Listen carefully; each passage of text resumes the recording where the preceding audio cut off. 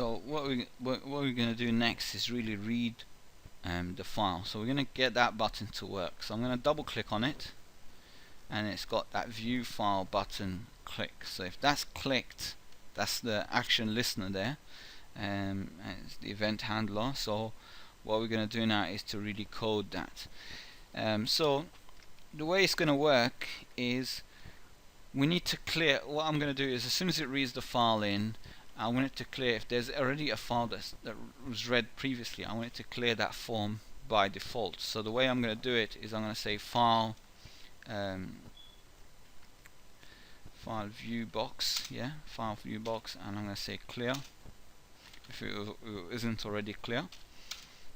And then what I'll do is I'll create an instance of the class we've just created previously.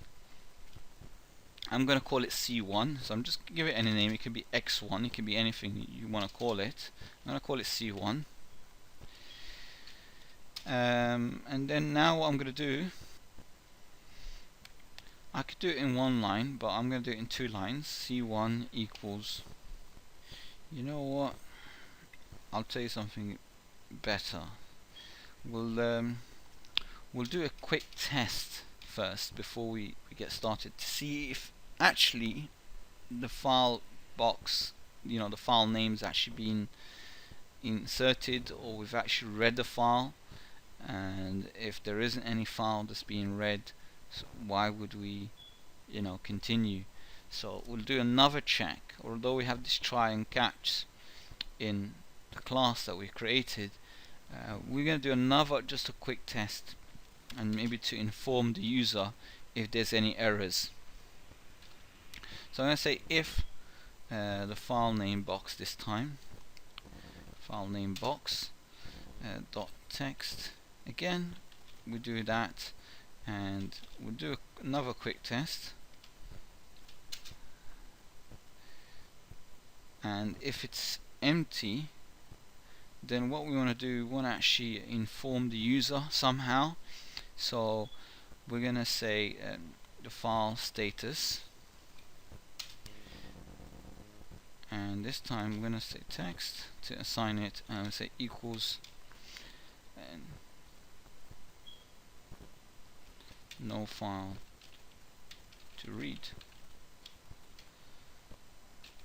So it will just basically give us that message if somehow it got through the first test that we did and it didn't notice that there isn't a file, and we just clicked on read file or view file.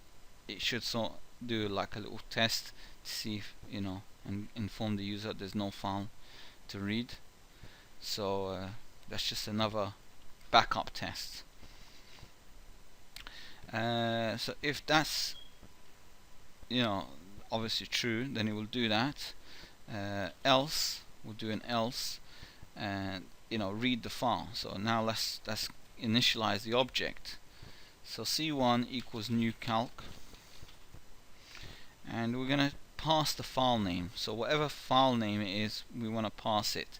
And the way we're going to do that is we need to read the file name that's actually inside that field. So the file name box, and to access it, we're going to put .text, and to read that in, we need to read it as a string. So it needs to be read as a string. So it could be a long word, or a complete path of where the file is located. So it's a relative path, or sorry, an absolute path.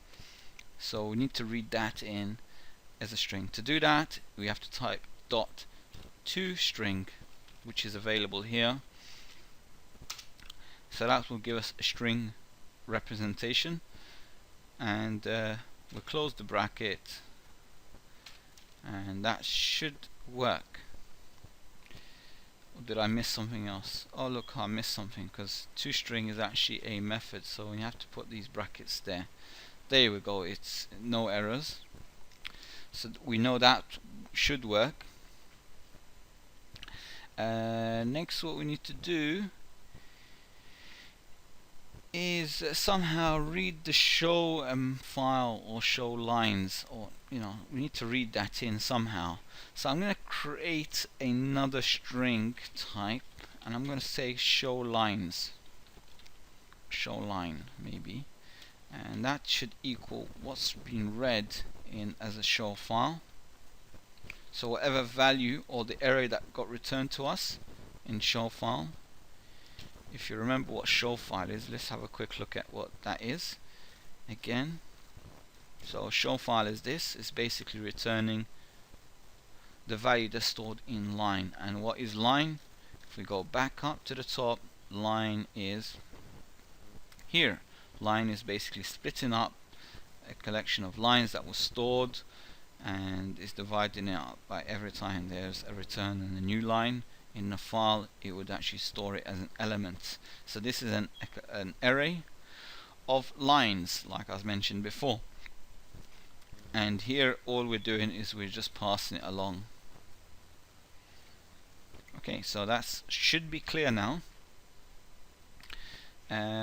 What else have we got?